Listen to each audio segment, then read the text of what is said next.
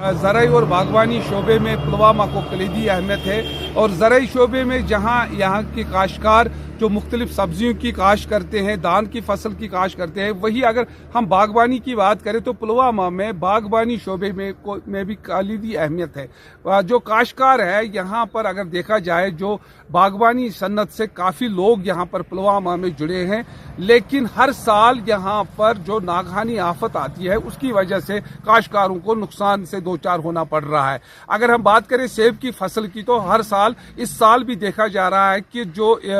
जालाबारी हुई है, मुख्तलिफ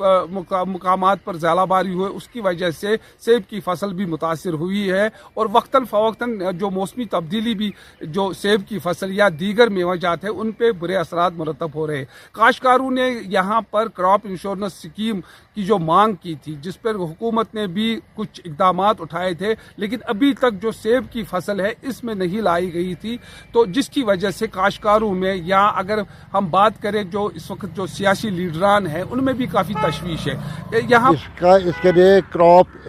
इंश्योरेंस होना चाहिए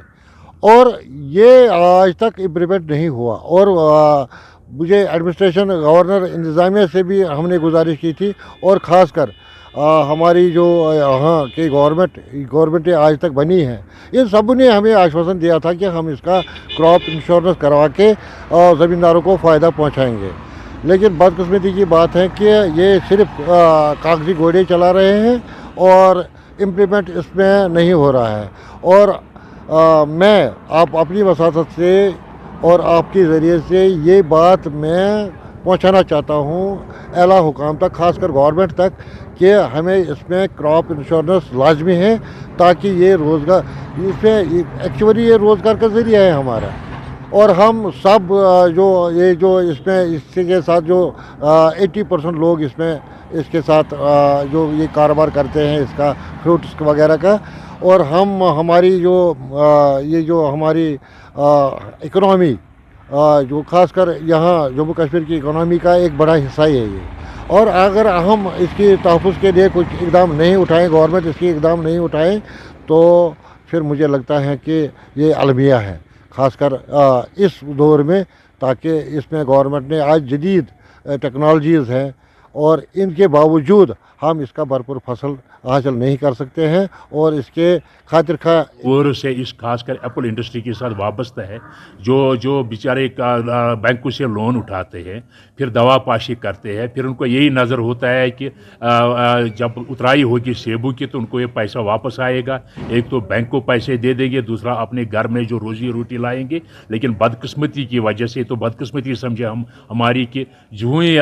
फसल अब तैयार होने लगा है तो ऊपर से सालाबारी हो रही है, तमाम फसल तबाह और बर्बाद हो रहा है। इसके लिए मैंने भी असेंबली में उठाया था और बाकी जो एमएलए हजरात हैं उन्होंने भी असेंबली में ये हुकूमत से ये गुजारिश की थी कि इसमें क्रॉप इंश्योरेंस में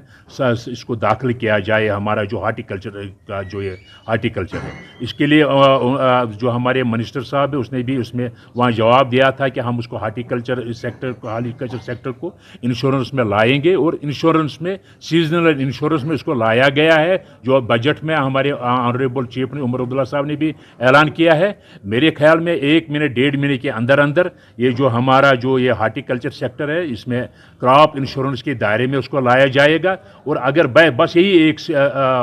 हल है जिससे हम फिर अगर